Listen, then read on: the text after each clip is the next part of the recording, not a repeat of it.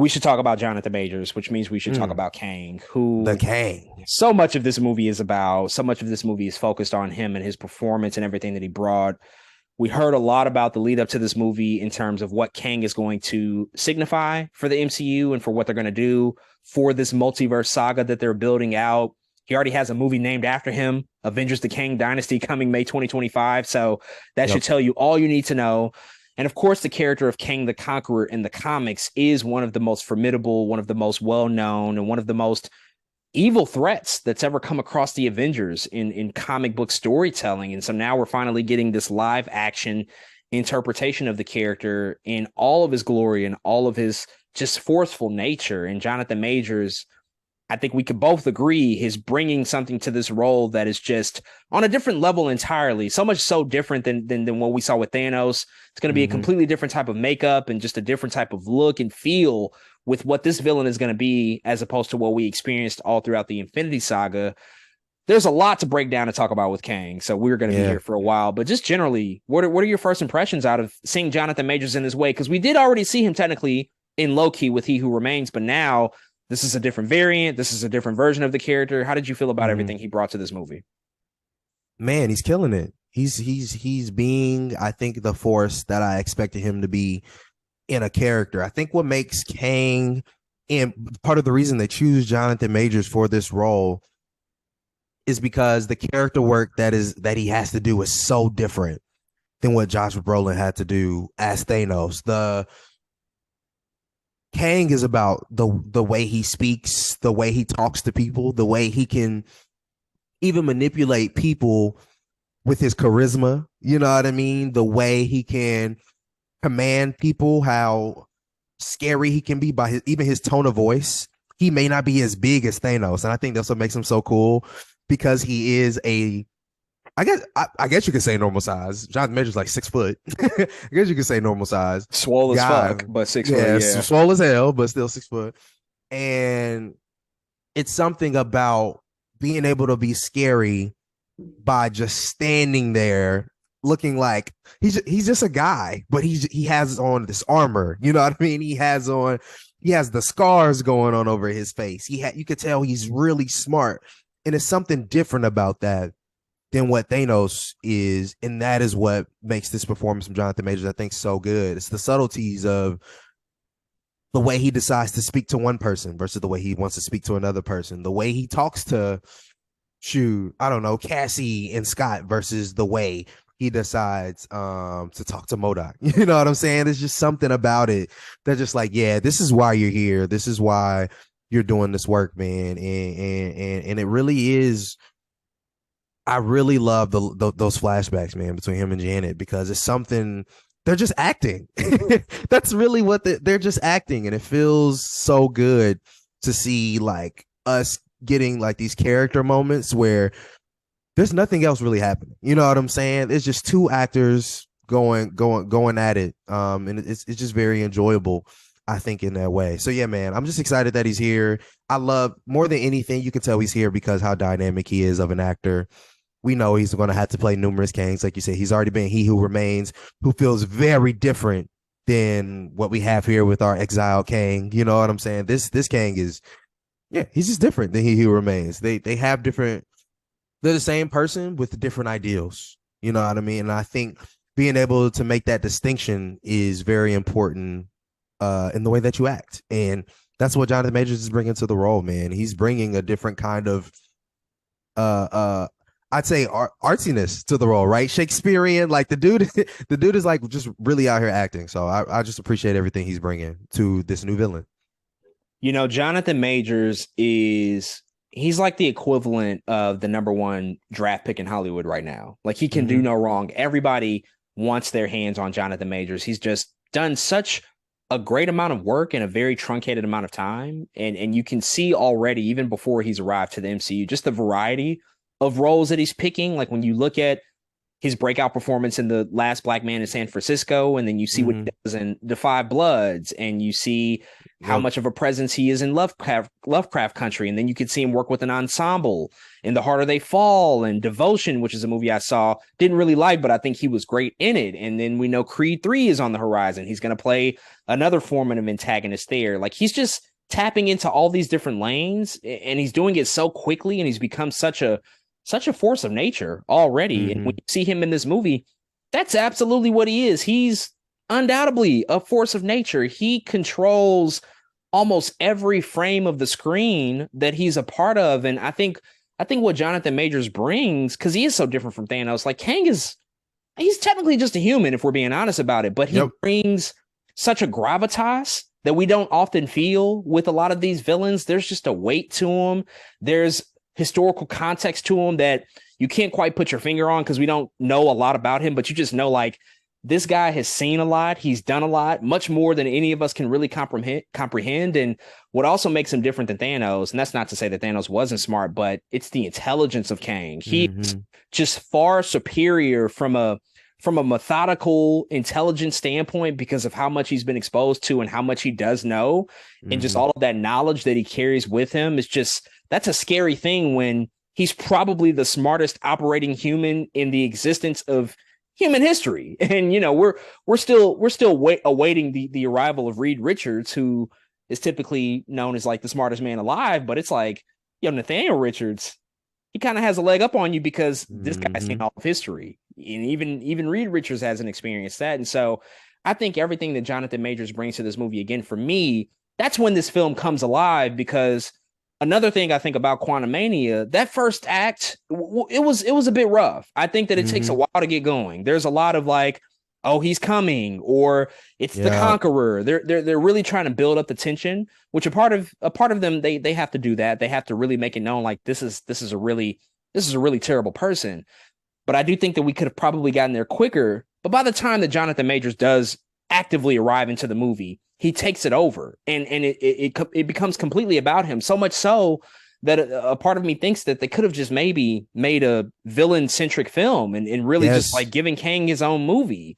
And they haven't done that before. And I don't know if the MCU will ever be in the business of doing villain centric projects, but I think it's worth maybe exploring because he could have had his own. There's enough there that you could have really opened Hmm. it up and just made it a Kang focused film, because that's what Quantumania essentially became. But Yep. I think that everything here is just it's just so fascinating to just see everything that he can really play with, and just the versatility that he'll be able to explore with this particular character. A lot of Kang's presence in this movie is based off of the relationship that we see established with Janet Van Dyne. The first Hmm. opening moments of this film, we see Kang in the quantum realm. We don't know just yet as to why or how he ended up there. And then he meets Janet. And then in the middle of the movie, we start to get Janet opening up to Hope and to Dr. Hank Pym and explaining like who this person is, why everybody all of a sudden knows her in the quantum realm, and what the importance of her relationship is with this person. And we get this really drawn out flashback sequence where they establish a friendship essentially with each other, and they work Hmm. together. And essentially Kang is he's kind of using his charisma to just win her over and say like, yeah, I'm this guy that can help you get back to your daughter. I can help you get there if you just help me put my ship back together. What were your thoughts on just seeing that relationship established, and then ultimately what it became was Janet becoming fearful of Kang just because of how powerful and almost how omnipresent he is, and she saw just the destruction that he was capable of. Man, can you imagine if these two were the movie? Of course, like you said, a villain centric movie, and I'm thinking, unfortunately, like Marvel has like a schedule that they have to be on, and they have to move things forward in a different way.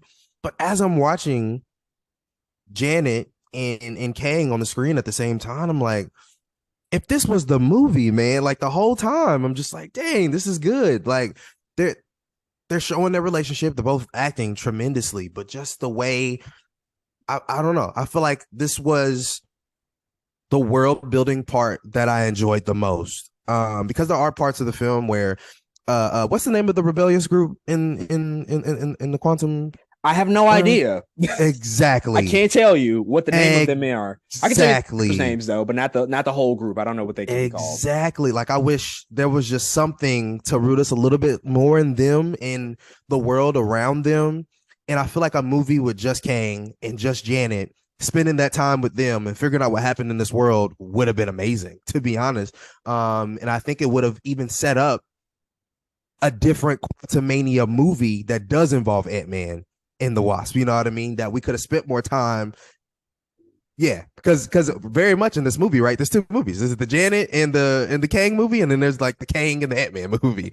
And the Janet and the Kang movie is fire to me. Like I really like that stuff about it, man. And I just wish we had more of that. There wasn't a lot of backstory for the rebellion and Janet, but when Janet and Kang are on screen and they're explaining to us, and we're seeing in real time Janet see all of the things that Kang has done and in that moment, man, that's really where I was like, man, I'm in this movie. You know, those are the moments where I was like, yes, give me more of this somewhere. I don't know where. And of course, we know we'll see more of Kang. We know we'll see more of that. But as a character introduction, I just wish we had, yeah, I just wish we could have sat there for a longer period of time, because I think that's what have made it slightly different from Thanos as well, where like Thanos had a presence through the whole, we may not have seen much of Thanos, right?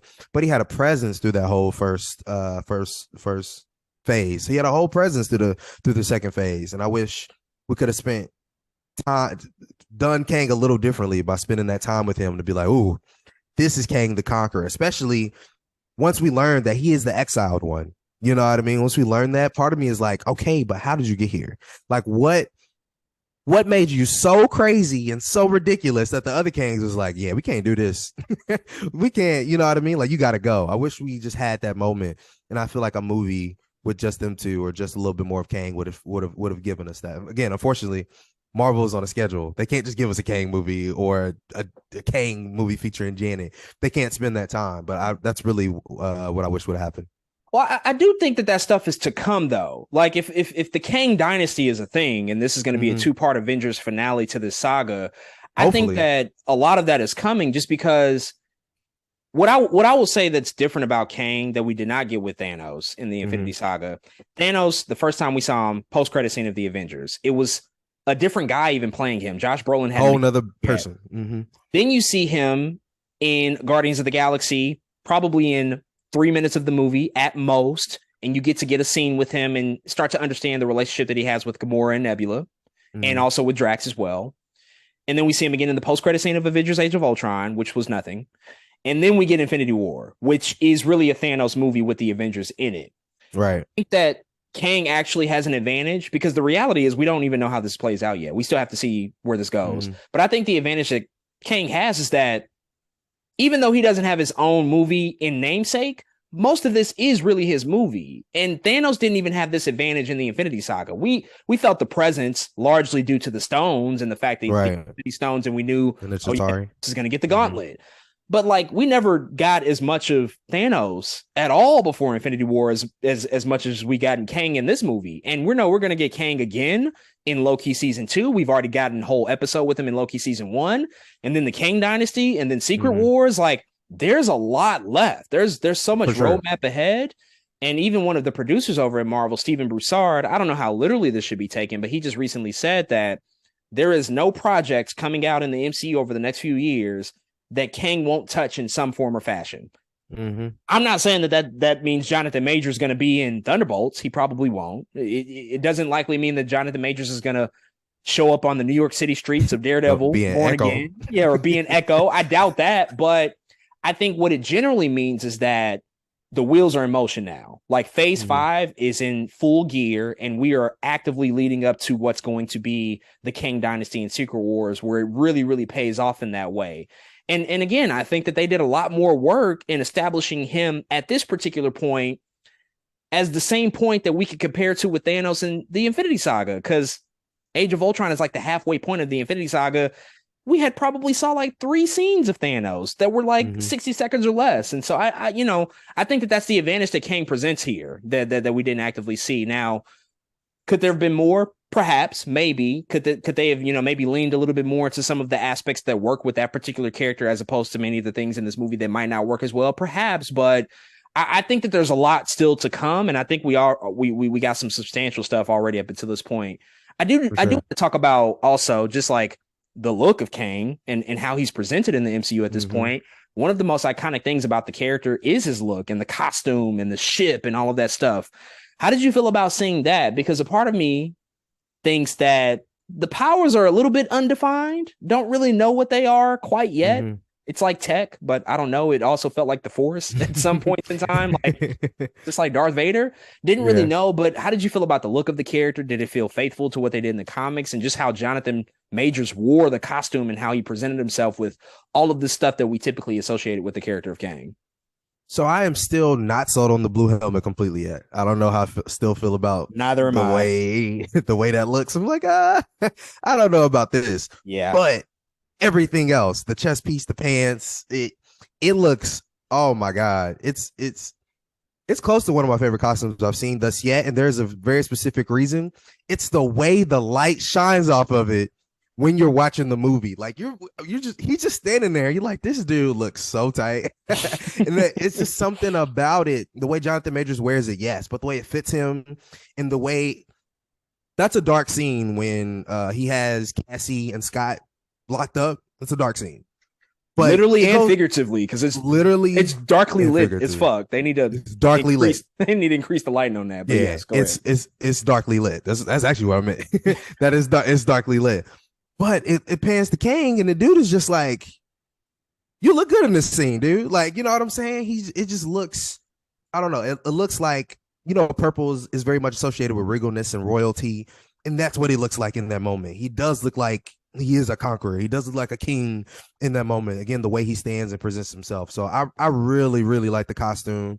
I think they got to figure out the helmet thing because they are trying to be comic book accurate with the blueness in the way that works. And I don't know how they pull it off because it is a thing that happens, which they have to figure out. The power thing, I also agree. I think when you say there's more to come, I mean, I need like a flashback of Nathaniel Richards of him being like, "Damn, I'm bored," and him going back in time to being Rama Tut. Something. Give us 10 minutes of that. You know what I'm saying? Give us something to be like, this man is just smart and everything he has is tech. Show us him building something really fast. If we know that you're the descendant, well, I guess a lot of people don't know this, unfortunately, yet. But if we know that you're the descendant of Reed Richards, you know what I'm saying, and we know you build things and that you're just smart as hell, show us that real quick. You know what I'm saying? That's where these things are coming from. And of course, he's lived so long. Uh, Michelle Pfeiffer was trying to. Janet was trying to allude to it that the dude, his technology is just so far advanced that that's what makes him such a threat. I wish they could just harp on that a little bit more. Show us his mind and that the things that he's doing is because he built or he's smart enough to make that technology. And I think if they do that, it powers will make more sense to people. But yeah, other than that, man, I'm just looking for, again, a little bit more clarity with his powers. Like you said, I agree with that. And then they got to figure out that blue helmet. But other than that, I think the costume looks great. I really do. It's an incredibly designed costume. I mean, we can never underestimate just like the amount of time and preparation it takes to make those things. And I don't know if people even know this, but like their art department, they'll go through hundreds of iterations of what that costume looks like. Like they draw Easy. hundreds and hundreds of sketches to reach the final look of what it is because that's what you have to do. You have to pull inspiration from the comics. You have to maybe do some things that'll translate better on screen because you can't just throw the green outfit over him and just expect it to look great. Like there's going to have to be changes and tweaks to really make it pop on a big silver screen like that. And even before we saw the final costume, just like the green jumpsuit, I thought looked really cool too, that we typically see like the more relaxed fit when we 1st really see him and Janet start to develop that relationship. And he's just kind of, it's like his work lab outfit. You know, it's really casual for him. I thought that looks great. And then we see the final costume, that moment where he really reveals himself as Kang the Conqueror before Janet's eyes. It was it was actually quite terrifying to see him presented that way. Like that's the gravitas you expect with the character. He is in all of his glory, standing on that ship. You see the rings start to shape around him. You see the costume take over his body, and he's like, I'm here to win. This is what I'm about. I'm Kang. Win. This is what I'm meant to be. That was an incredible moment. And you see the costume, you're like, shit, I need that for Halloween. Like, where can I get it? Spirit, y'all not gonna create something that's gonna look as good, but I gotta get as close as I can. It's just like, it's a really good looking costume, and I think they'll only continue to iterate upon it as we see him again. And you can do so many things with him in that costume, because even with like Thanos, which I think we're going to have a lot of comparisons just because of the nature of these two characters as being so big as they are. But Thanos, like the less accurate comic version came in Infinity War. Like he never wore his armor in Infinity War. They explain like he'll take off the armor because this is like a religious journey for him. So he's going on like a spiritual journey. So he doesn't need his war armor. But then when we got to Endgame, it was like, oh no, that's the look of Thanos. And so I'm wondering, to your point about the blue helmet, which also does not work for me. They got to do something else. The CGI blue plate that just comes over, and the helmet itself just doesn't, it just doesn't look great. I'd rather them do away with that and just use Jonathan Major's face, because that's all you need. I wonder if they might even develop, probably not at this point because they've already introduced the CG, but I wonder if they might even develop like an actual blue mask. But they've got to this place of like the CG helmets. What I will say, this is like a quick deviation. I am very annoyed with the CG helmet trend where a person can just like touch their neck and the helmet it just appears. It's very much what Iron Man really introduced with the whole Stark tech, like this nanotech thing. But now everybody has it. Everybody can do it. Everybody can do it. Hope, Spider-Man. I really have to share the wealth, man. Come on, no. But like at a certain point, it's like, so everybody can just like tap their neck or their ear and the helmet just appears. Like if they do that with Deadpool, I'm gonna be kind of pissed. Like, come on. Like Deadpool needs a real mask. That doesn't make sense. That doesn't make any sense. They can't do it with Deadpool. But I'm afraid because they've given it to everybody else. But they introduced X-Men and they all got it. Oh my god! Suit up, everybody. In the suit it just appears. It's like this is the laziest thing. I would just love to see somebody get. Remember, like early comic book movies where like the dress up montage was the whole thing. Like, let's see you put the belt on. Let's see you slip the boots on. Let's see you put the helmet on. I love that. That used to be a trope in these movies, and now it's just like you tap something and the costume appears. It just kind of feels. It feels a little lazy in like a cop out to me. But the ship too was also, that's a big piece of Kang. Like his ship is huge as it relates to just like how we associate the character. I thought that also looked great because it felt bigger than what I thought it was going to be in this movie. Like they actually made the ship quite big, because you could really just make it look like a chair, but this was more than a chair. This felt like something that could traverse time and go through all these different eras and periods in time. How did you feel about the ship? Pod. Yeah, the sand pod. How did you feel about the look of the ship too in this movie? Yeah, man, I thought it was pretty dope. I even liked I do like how it looked like it still felt like a throne. You know what I mean? Yes. That like you said, that could traverse time in space. And I love that about it, which again is why I love kind of the comparison of the sand pod too, because it's iconography. Like a lot of people see a sand pod and they know what that is. They're like, oh, freaking Vegeta's in there, Nappa's in there, you know what I'm saying? Goku's in there. And you're like, it's something about it that feels like you're on a journey. And that's very much what Kang was doing, and that's where he was, I think, in that time. And so I love the look of the ship, man. I thought it was dope. I actually can't wait to see more of it. I also can't wait to see if other Kangs have different ships. Oh, I hadn't thought about that. Which is interesting. I think one very crazy, I don't know if it's considered an Easter egg, but something I thought of while watching it was, actually, I'll talk about it later. But yeah, I thought look at the ship was dope. Yeah, it was incredible. One thing I do before we move on address with Kang is sort of this dichotomy between the Kang the Conqueror we saw in this movie and the He Who Remains that we were introduced in Loki. And I bring that up because I don't know, something feels a little weird. Something feels a little bit off, because we both talked at length about the appearance of He Who Remains in Loki. We reviewed that entire episode and just what he brought, and just the fact that it was the true introduction of what we would know would be Kang the Conqueror ultimately in this film.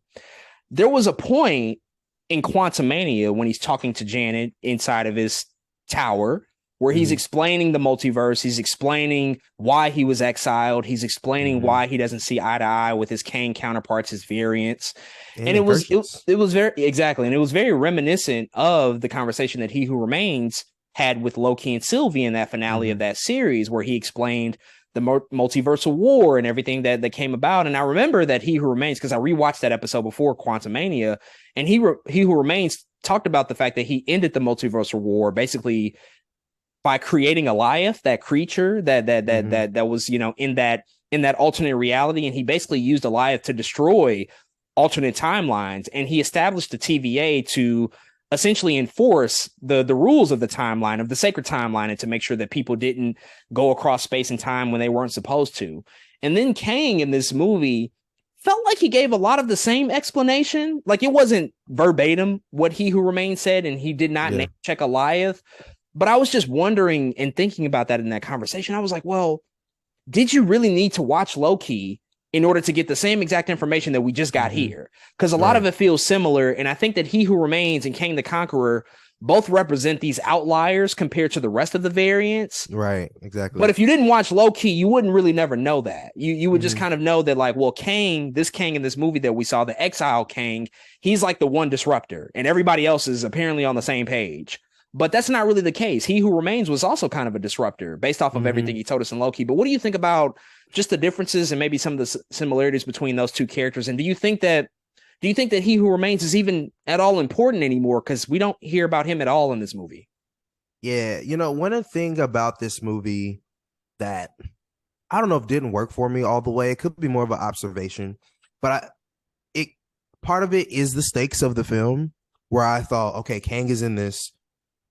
Ant-Man is gonna lose. Like that was just the expectation I had before the movie came out. I was like, Ant-Man's gonna lose. But I thought, if this Kang was truly the exile Kang, and he's exiled because he's too wild, and by the end of the movie, Kang loses, and I don't. There's some weird gravity stuff there. I was like, did he just lose? Like, did Kang just lose? But his motives make it feel like you said, him and He Who Remain are very much two different are outliers, right? Now that they've gotten rid of both outliers, it kind of took away a little bit for the gravity of the situation to me I see because what you're saying. Yeah, yeah. they got rid of both of them. Because if all the other variants are so scared of Exactly. Kang the Conqueror, if he's such a person to be feared, and now all of a sudden he's apparently dead, then what's the real They threat? You telling me they beat the scariest one? You know what I'm saying? Like that's supposed to be the scariest Kang. And Yeah, that's a Ant-Man big beat him. question. And this is the same Kang that literally just told us he beat Thor. He literally told us he beat Thor in this movie. He killed Thor. I just think that's interesting. I don't know. There's some weird stuff going on there. And I think something that maybe even helps that the both He Remains and this Kang that could have separated them a little bit would have been the motives of this Kang. He Who Remains very much, at least clearly, was like, hey, there's a ton of me. I made the TVA, so there's only one of me. I don't need any of these other brothers crossing no timelines. This is where we just need this to be one thing. I wish this Kang had a little bit more of something to hold on to, right? Something about that makes Thanos so good is you can at least understand why he was doing what he was doing. You at least, if because of that, he felt more like a threat because he was winning constantly. When we see the Kang in this movie, Exile Kang, we know he's conquered worlds, right? Because of everything that Janet has seen. But we didn't see him win really. We just come to a point where he's already won. If that makes sense. Like we get to the quantum realm and it's like he's the king of the verse, and we're like, okay, that's cool. And so yeah, part of me is just wishing that like he had something, he had another motive. Like I'm about to get out and all the other Kangs, you know what I'm saying? Maybe I wish that was a thing, or like I am going to make sure all the timelines are something, you know what I mean? Just something. And so I think that message would have been more different had that been the case, had he had a different motive. But because he doesn't really, because he's just there trying to wreak havoc, what are you going to do now? Win. Because he's just trying to win right now, I think that's why their messages feel so alike. And that's all. They didn't have anything for else for him to say in that moment. But like, yeah, this is these timelines are like this. There's a bunch of other me's out doing this thing, and yeah, I think that's why they felt the same, because he didn't have enough of a motive. Of course, the other Kangs, again, we'll talk about later, very much clearly going to have a different motive. But I just wish this one could give us something else to, like you said, to make him and He Who Remains say something a little different. Yeah, He Who Remains, it felt very clear to me why he established the TVA. It felt very, It was like, very much yeah, that makes like, sense. yeah, they're wilding out. We got to do something to get this all back in line. And they look at me kind of crazy because I wanted to establish this TVA. This Kang, it feels very revenge driven, that due to the fact that they exiled him, Exactly.